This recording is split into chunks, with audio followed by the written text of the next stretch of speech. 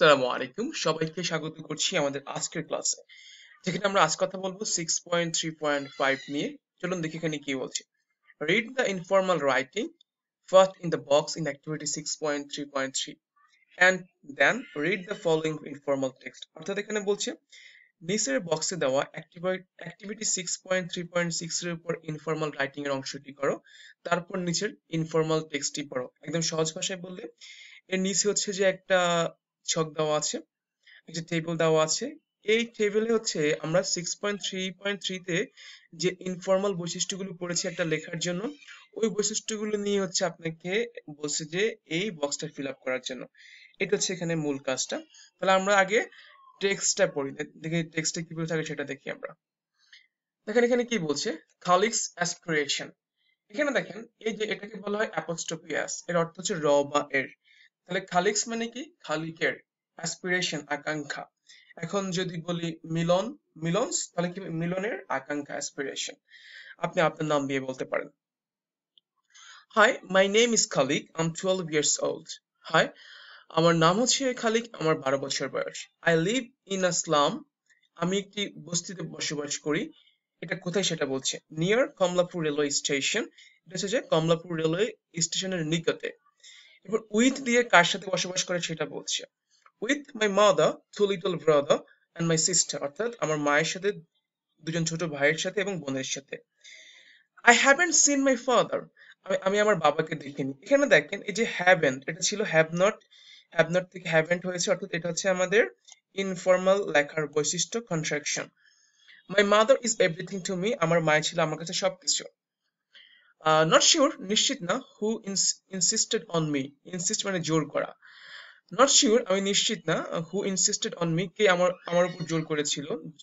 But I've been working, I have been working to earn some money for the last few months.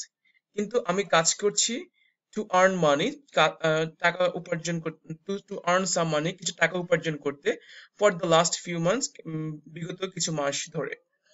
I think, আমার মনে হয়, I wanted to help my mother, আমার মনে হয় আমি আমার মাকে সাহায্য করতে চেয়েছিলাম। First, I tried to work as a porter in a market. প্রথমত আমি হচ্ছে যে একজন কুলি হিসেবে, অর্থাৎ যিনি মালামাল, যারা মালামাল নিয়ে আসে করে রেল স্টেশনে। First of all I tried, আমি চেষ্টা করেছি, to work as a porter in a market. প্রথমত আমি চেষ্টা করেছি একজন কুলি হিসেবে কাজ করার, ইন আ মার্কেট, একটি বাজারে, নিয়ার কমলাপুর রেলওয়ে স্টেশন, অর্থাৎ কমলাপুর রেলওয়ে স্টেশনের নিকটে। The work was too hard for me, কাজটি আমার জন্য অনেক কঠিন ছিল। Then I started working as a helper a motor garage. এরপর আমি আমার কাজ শুরু করেছিলাম অ্যাজ আ হেল্পার, একজন সহকারী হিসেবে। কোথায়? ইন আ মোটর গ্যারেজ, একটি মোটর গ্যারেজে। ইট ওয়াজ টু রিস্কি ফর মি, এটা আমার জন্য অনেক কঠিন ছিল। অ্যান্ড ওয়ান্স, এক সময়, I cut my palm with a sharp nail. এখানে হচ্ছে আপনার পাম মানে হাতের তালু, অর্থাৎ সে হচ্ছে যে এক সময় তার হাত ধারালো যন্ত্র দিয়ে সে তার হাতের তালু কেটে ফেলেছে। So my mother told me to leave the job, তাই আমার মা আমাকে বলেছিল এই জবটি ছেড়ে দেওয়ার জন্য। Now I work in a restaurant, আমি এখন একটা হচ্ছে যে রেস্টুরেন্টে কাজ করি। I begin my work at 6 AM, আমি সকাল 6টায় আমার কাজ শুরু করি। সামটাইমস আই ওয়াশ ডিশেস, মাঝে মধ্যে আমি হচ্ছে যে থালা বাসন ধৌত করি। সামটাইমস আই ওয়াইপ টেবল, মাঝে মধ্যে আমি হচ্ছে যে টেবিল পরিষ্কার করি। সুইপ ফ্লোর, এবং হচ্ছে যে ফ্লোর ঝাড়ু দেই। And sometimes I serve water, মাঝে মধ্যে হচ্ছে আমি পানি পরিবেশন করি। সার্ভ মানে পরিবেশন করা। হোয়াট আই আর্ন, আমি যা উপার্জন করি, এটা হচ্ছে একটা clause.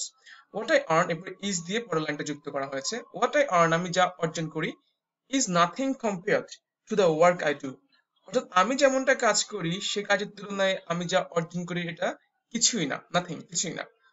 As there is no fixed salary for me, যেহেতু এখানে কোনো নির্দিষ্ট স্যালারি ছিল না আমার জন্য, I always get a little amount of money, আমি সবসময় অল্প পরিমাণ টাকা পেতাম। বাট মাই এমডি, অর্থাৎ ম্যানেজিং ডিরেক্টর, দেখেন এটাও কিন্তু হচ্ছে একটা ইনফর্মাল লেখার বৈশিষ্ট্য, abbreviation. But my MD likes me very much, কিন্তু হচ্ছে আমার ব্যবস্থাপক বা এমডি আমাকে খুব পছন্দ করতেন। Many children like me come to the restaurant with their parents with a view to eating food. অনেক শিশু আমাকে পছন্দ করে রেস্টুরেন্টে আসতো কাদের, এই যে উইথ দেয়ার প্যারেন্টস, তাদের পরিবারের সাথে। এই যে উইথ আ ভিউ টু দিয়ে কেন আসতো সেটা বলছি। আমরা উইথ আ ভিউ টু না লিখে শুধু টু লিখতে পারি, ফর লিখতে পারি। With a view to eating food, অর্থাৎ যে খাওয়ার উদ্দেশ্যে, খাওয়ার উদ্দেশ্যে। সেইং দ্যাম, তাদেরকে দেখে, I sometimes wish I could have that opportunity.